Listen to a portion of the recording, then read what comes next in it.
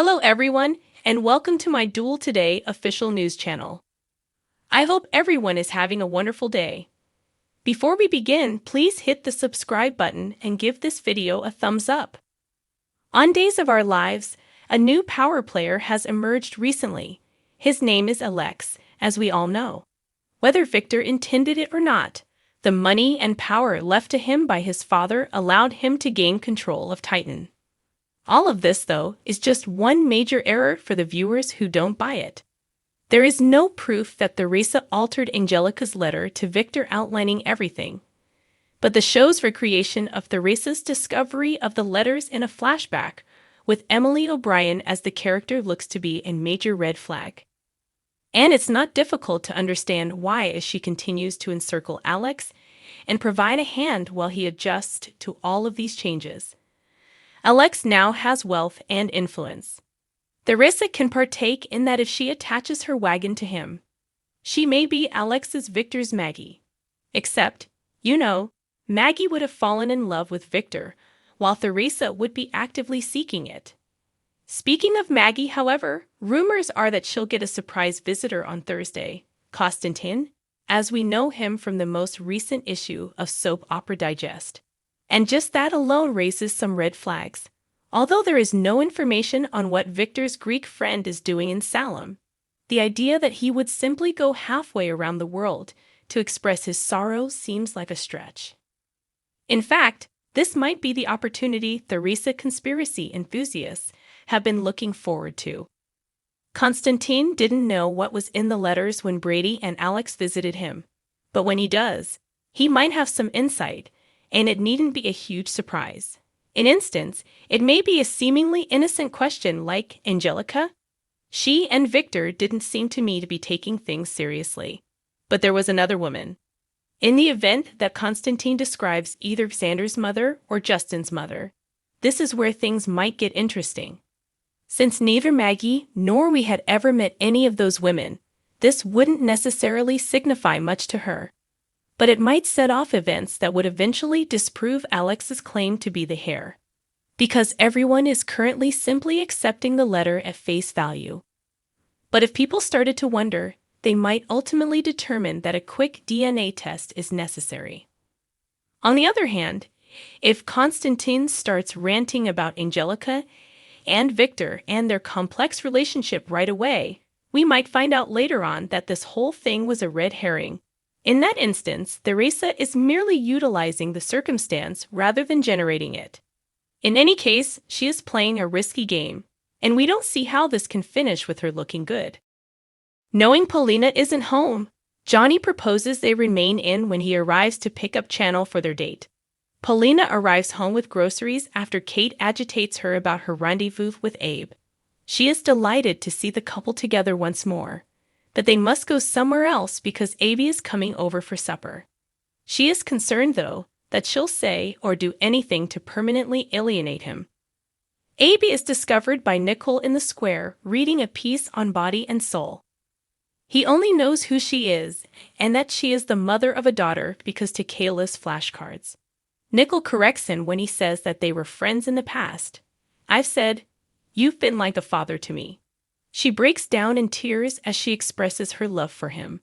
Abe hopes his memory returns after getting filled and because she seems like a very wonderful person. She claims that she is more flawed than anyone else, yet she is eager for him to meet her child.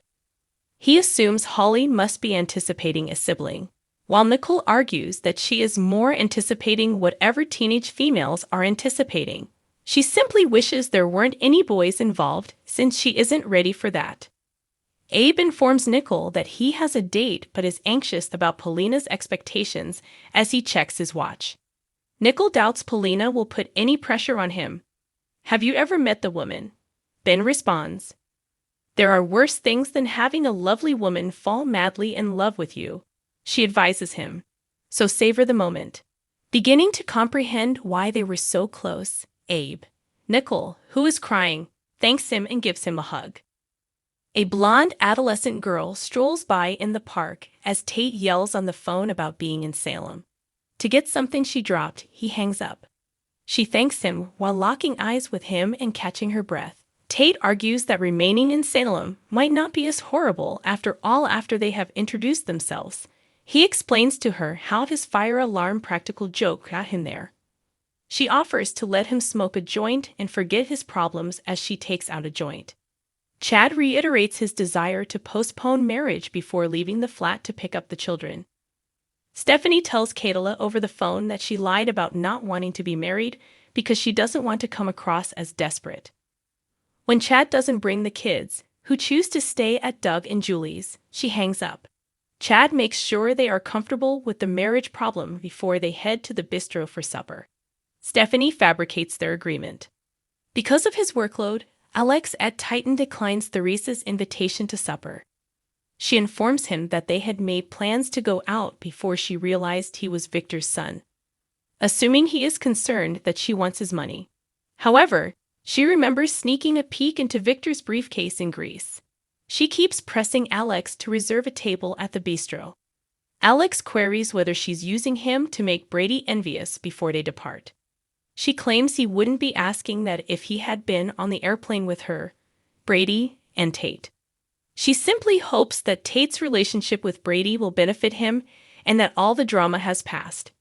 Tate tells Holly in the park that he could use a little downtime, but then notices a police officer. They exchange numbers and arrange to meet up again. Tate leans in for a kiss as their eyes continue to lock. Holly retreats. The question, "What are you doing?" Tate, appalled, apologizes fervently. Holly assures him that everything is ok, although she has a long-term romantic relationship. She is pretty convinced he likes her too, even if they haven't even gone out.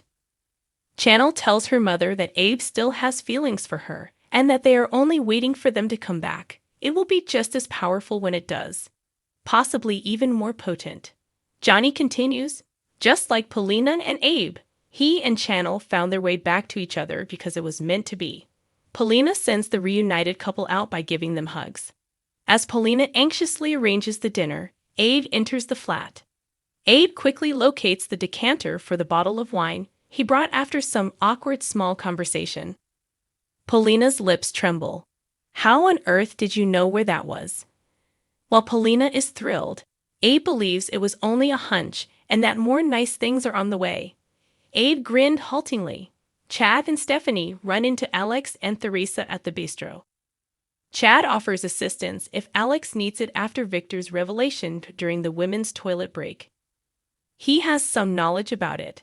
Stephanie reveals to Chad later at their table that Alex was Theresa's type before learning of the Kyriakis riches.